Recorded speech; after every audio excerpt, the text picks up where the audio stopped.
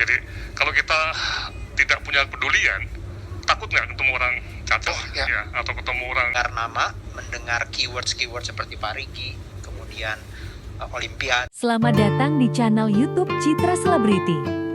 Menyajikan seputar hot news, musik, film, gaya hidup, sport, otomotif, kuliner. Subscribe ya. Sudah diberi contoh tuh ya, bahwa lewat usaha yang luar biasa tuh pasti bisa ya. Jadi anak-anak muda, bukan anak muda saja loh ya. Kita orang tua, saya sendiri udah tua ya, tapi tetap terpacu karena beliau ketika bicara atau telepon itu tuh selalu menyemangati. Dan jujur aja kalau ada telepon dari Pak Cik itu udah deg-degan saya mau nanya apa saja gitu kan, karena pertanyaannya selalu pertanyaan yang membuat kita itu sebagai pengurus, sebagai pelatih dan juga atlet harus berpikir gitu, nggak boleh bodoh gitu lah, kira-kira gitu. Jadi anak-anak muda yang nonton film dokumenter ini harus melihat itu, sekali lagi tidak ada yang mustahil ya. Ketika punya mimpi ya berjuang lah, kejar itu ya, karena pasti bisa gitu ya. Jadi ya gitu sih. Karena sih kita pengurus, pelatih itu tentu sudah mendengar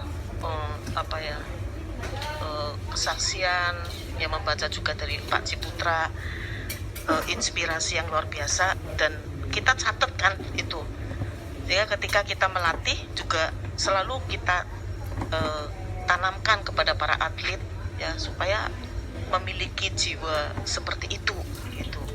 Dan kedisiplinan, harus punya integritas, dan memang harus sekolah. Karena mimpinya Pak Ci itu adalah tidak semua, saya tanya ke saya, kalau yang anak-anak yang nggak jadi juara tuh jadi apa? Iya. Jadi saya bilang ya paling jadi penyaji, jadi sparring gitu. Wah, jangan begitu.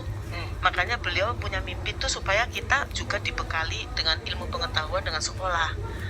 Dan itu yang membedakan klub Jaya Raya dengan klub-klub lain. Yes. Saya sempat berpikir juga sih, kenapa nggak ada atlet bulu tangkis yang juara-juara dunia itu tuh menjadi pimpinan di sebuah perusahaan atau di pemerintahan. Jawabannya adalah karena nggak sekolah gitu. Jadi backgroundnya nggak ada. Jadi saya selalu kasih motivasi kepada para atlet, sekolah yang benar, siapa tahu bisa jadi menteri. Amin. Gitu kan. Amin. Menteri olahraga lah, atau ketua bulu tangkis lah. Jadi jangan sampai ketika ada pemilihan ketua PBSI itu tuh nggak ada kandidat ya, karena background pendidikannya nggak ada.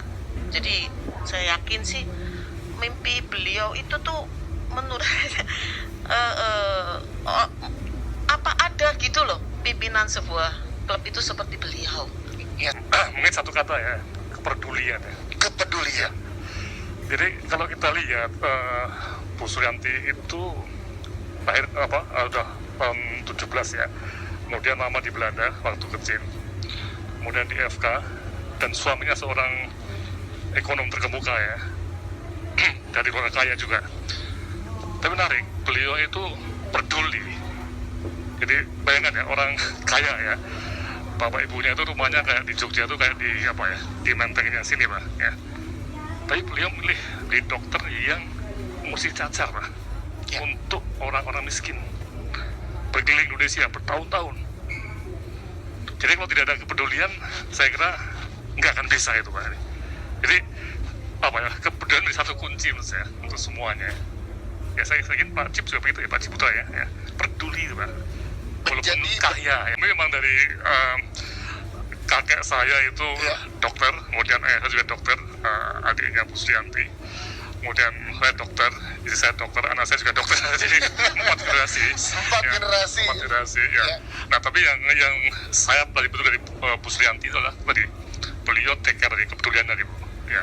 Tidak untuk pribadinya. Kalau mau kan dia jadi orang yang tanda kutip ya, dokter wanita yang yang cantik Iya, ya. iya. Kemudian kerjaannya nggak usah, kan ini penyakit infeksi kan mengerikan Pak. Iya.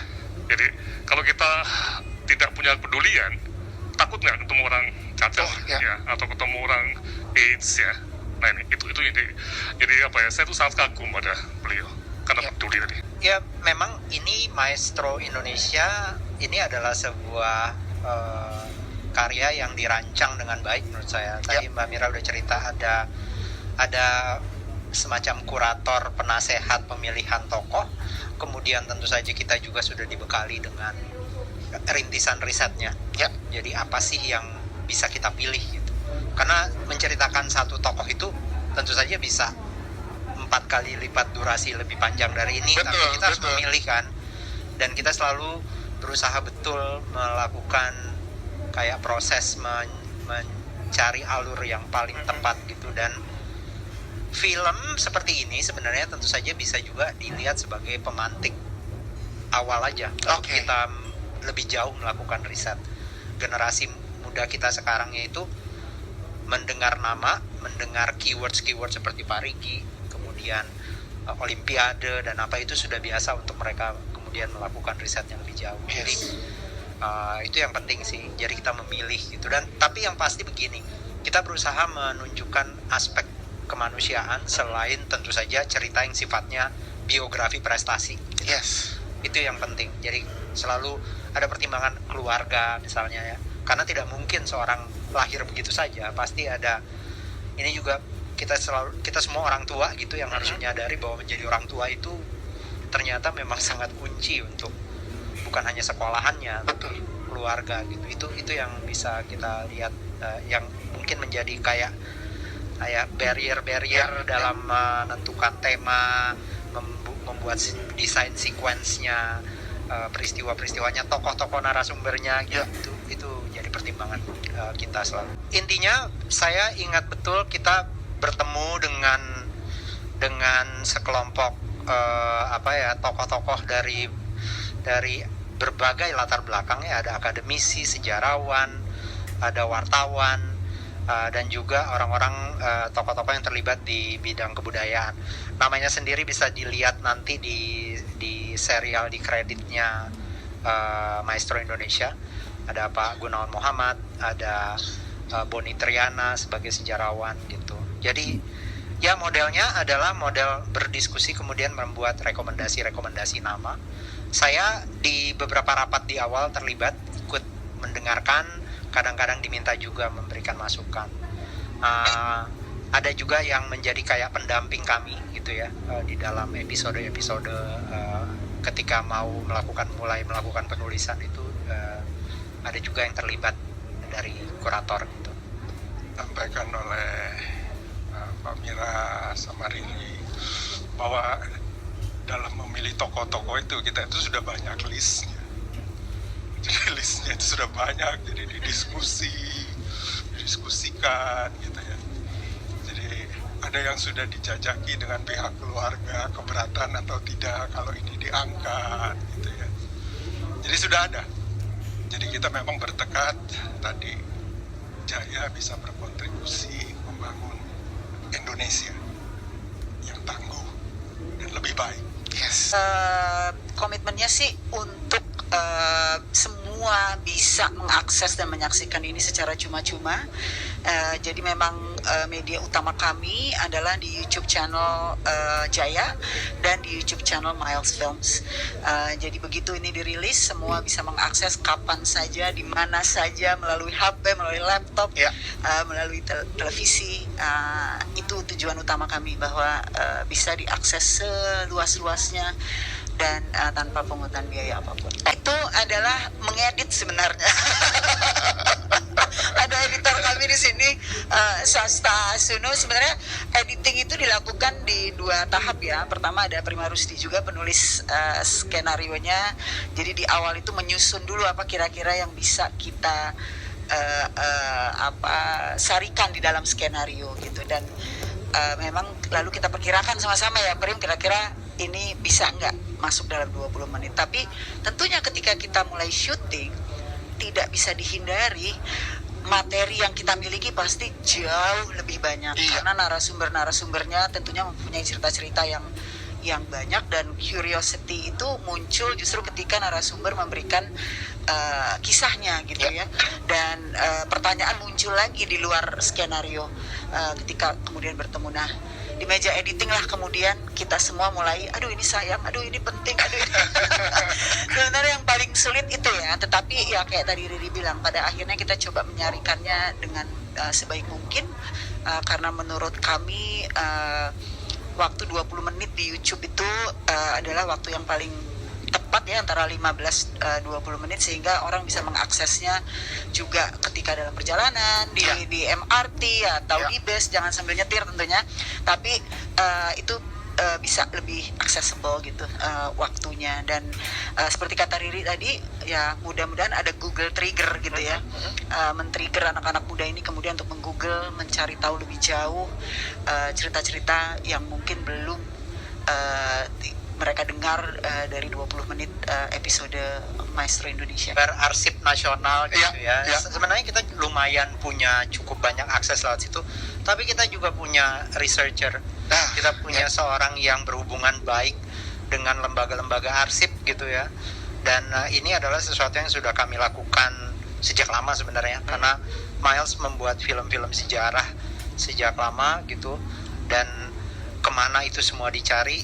Sebenarnya sekarang dengan kemajuan teknologi justru lebih simple, asal kita punya mekanisme yang tepat, penghormatan tentu saja terhadap hak cipta gitu. Itu selalu kita upayakan lakukan. Jadi ya menyenangkan sekali ya. Sebenarnya saya juga sebagai seorang yang suka bercerita melalui film gitu, menemukan footage Rudi Hartono bertanding di tahun 70-an gitu ya. Bagaimana Tan Johok di tahun 56 gitu, itu kayak nilainya tinggi sekali. Melihat kampus ITB di masa lalu, melihat bagaimana kampanye kesehatan masyarakat di tahun-tahun 60-an, itu semuanya sebenarnya buat seorang yang suka bercerita itu penemuan yang luar biasa. Jadi susahnya itu nggak kerasa sih, walaupun lama gitu rasanya nyari-nyari. Habis itu kita punya 30, kita harus pilih lagi jadi 20, habis itu kita pilih lagi dan Indonesia ini memang luar biasa sih. Betul. Itu Parigi cantik banget loh. Kita mau ke sana tapi kemudian pesawatnya nggak bisa, di era masa itu tidak kita memungkinkan. tertutup, tadinya mestinya berangkat ke Parigi. Sudah disiapkan untuk berangkat, terus ada pembatalan. Kayaknya Parigi waktu itu ditutup. Bulan apa ya waktu itu? Pokoknya Delta lagi naik kemarin ya. Ya memang Mbak Ci ini kan sosok yang multi talenta ya. Jadi dari kehidupan beliau ini kan semuanya hampir tercakup oleh beliau ini. Dan ya seperti yang tadi disampaikan oleh Mbak Riri dan juga Pak Engki, ya nantikan saja episode berikutnya. Dan ya doakan bahwa kita akan terus konsisten untuk terus mengetengahkan tokoh-tokoh Maestro Indonesia berikutnya. Sebenarnya sih saya yakin yang pertama arsip itu adalah semacam argumentasi kalau kita berada di dalam sebuah proses penulisan gitu ya, kayak kita menulis essay, kita menulis sebuah catatan gitu, reportase gitu. Kita perlu menyajikan argumentasi atau bukti-bukti yang kuat, yang memperkuat gitu. Nah, ini yang tinggal mencari keseimbangannya. Jangan sampai dia mengalahkan tujuan utama kita. Kadang-kadang kan ada juga arsip-arsip yang justru malah mengalahkan apa yang ingin diceritakan. Dan yang berikutnya buat saya tentu saja kita harus menemukan warna yang memberikan warna gitu, yang kuat kepada film kita gitu. Jangan sampai dia adalah gambar-gambar yang terlalu sering kita lihat misalnya. Kita harus berusaha betul supaya film kita menjadi otentik gitu ya. Dan itu belum tentu sesuatu yang harus semuanya datang dari lembaga arsip yang besar. Kadang-kadang tiba-tiba dari keluarga misalnya ya. Saya ketika ketemu dengan keluarga, saya tanya, kemudian ada cerita seperti tadi, anaknya bercerita, saya masih simpen loh baju ibu yang warna putih yang ada tulisannya. Jadi kadang-kadang arsip itu justru mendorong supaya subjek kita bisa bercerita lebih mendalam dan baik. Jadi asal jangan kaku, kita harus selalu agak fluid gitu kalau membuat film dokumenter. Dan mungkin ya buat saya itu kayak sebenarnya sama saja ketika saya bikin film cerita juga. Saya ingin menyentuh, menceritakan sesuatu sambil tetap mencoba menyentuh emosi gitu. Bagaimana dia bisa menjadi sebuah film yang selain informatif tapi juga menyentuh gitu ya, komunikatif tapi juga menjadi penceritaan tentang manusia yang baik gitu. Kalau soal rights ya harus ya diurus. Kadang-kadang makanya kita pilih 30 foto arsip, kita harus tahu betul sumbernya dari mana, dan kita harus bekerja sama dengan sejarawan.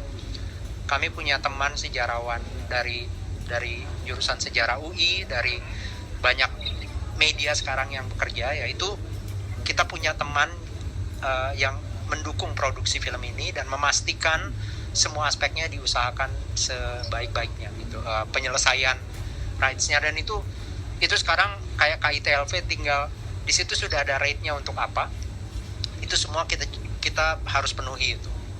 Kalau dari keluarga ya harus ada izin dari keluarga. Kalau menggunakan foto keluarga ya harus ada konsennya, harus ada release form. Semua orang yang diwawancarai harus sepakat, setuju. Semua gambar yang kita gunakan harus disetujui gitu. Intinya itu. Filmnya ada waktu dia di ITB, dia nonton satu pertandingan besar. Tim Indonesia menang di sebuah kejuaraan internasional. Dan sebenarnya ada satu hal yang menarik sekali gitu saya temukan, bahwa dia melihat, dia pernah menjadi pembina, diminta menjadi pembina atletik dan sepak bola dan bulu tangkis. Tapi kemudian dia memilih bulu tangkis karena bulu tangkis ini cocok untuk orang Indonesia dalam berbagai aspek. Ya, misalnya kayak tinggi badan gitu. Mungkin CM yang lebih ahli bisa menambah. Nah, itu yang saya tangkap gitu. Dan bulu tangkis itu diceritakan oleh Pak Broto Happy sebagai sebuah olahraga yang sebenarnya sudah cukup dikenal. Tidak lama setelah kita proklamasi aja udah masuk menjadi bagian dari Pekan Olahraga Nasional. Ya, beliau saat itu memilih bulu tangkis karena saya bukan mengecilkan sepak bola dan atletik ya. Tapi emang kenyataannya begitu sih. Pak Citu ingin sebetulnya punya keinginan untuk punya kontribusi untuk negara dan bangsa kita ya, bisa artinya dihargai oleh dunia itu lewat bulu tangkis. Karena yang bisa menjadi juara dunia itu tuh dari bulu tangkis. Jadi maka beliau berkata lebih baik fokus kepada bulu tangkis saja ya, kira-kira itu sih. Jadi memang awalnya pelari, tapi kalau pada dasarnya jiwanya tuh jiwa olahragawan sih. Iya, betul. Maka ketika melihat ada pertandingan yang hebat dari Thomas Cup saat itu, pasti langsung nyambung gitu. Terima kasih. Yang pasti mungkin kalau dibilang film ini juga sangat memberikan inspirasi ya. Orang melihat bahwa bulu tangkis itu pada saat juara, tapi bagaimana membina, melewati tahapan-tahapan sulitnya membina. Mungkin awal yang tersulit itu kan mungkin pertama kali adalah memulai, tapi lebih sulit lagi adalah konsisten untuk terus membina. Apalagi bulu tangkis adalah cabang olahraga yang membanggakan Indonesia. Kalau tidak ada pembinaan yang berkesinambungan, kalau tidak ada klub yang punya kepedulian tentang bulu tangkis, siapa lagi? Untuk kedepannya itu kejayaan bulu tangkis prestasi Indonesia siapa? Karena kita tahu bahwa bibit-bibit yang muncul itu sebetulnya lewat dari kepedulian mungkin klub-klub ya awalnya. Karena kalau PBSI tim nasional hanya menerima pada saat atlet itu sudah menjadi juara. Jadi kepedulian Pak Ciputra itu luar biasa dari awal, yang mungkin jarang sekali ditemui.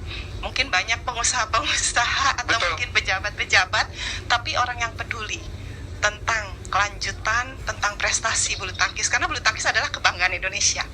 Dan saya melihat bahwa Pak Ciputra mempunyai kebanggaan yang luar biasa tentang Indonesia. dan di sini melihat bahwa bulu tangkis adalah salah satu yang bisa dibanggakan. Itulah kenapa Pak Ciputra punya komitmen yang luar biasa untuk membina terus dengan mungkin melewati banyak hal. Dari waktu itu mungkin awalnya bagus, lalu ada krisis ekonomi, itu pun terdampak di klub juga yang akhirnya juga harus terus bertahan dengan komitmen dan kerja keras, akhirnya bisa terus menciptakan prestasi-prestasi baru untuk Indonesia.